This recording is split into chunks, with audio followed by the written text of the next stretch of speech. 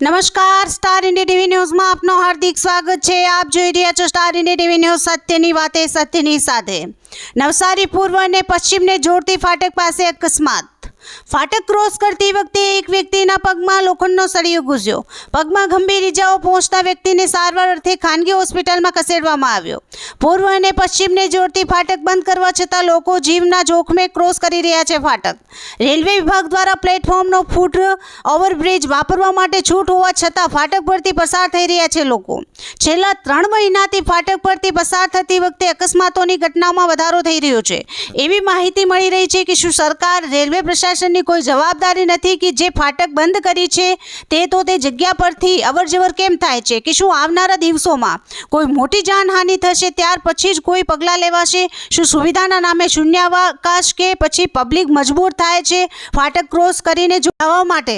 Star India TV news Bilimora reporter Jaydeep Rawal, જિલ્લા નવસારી।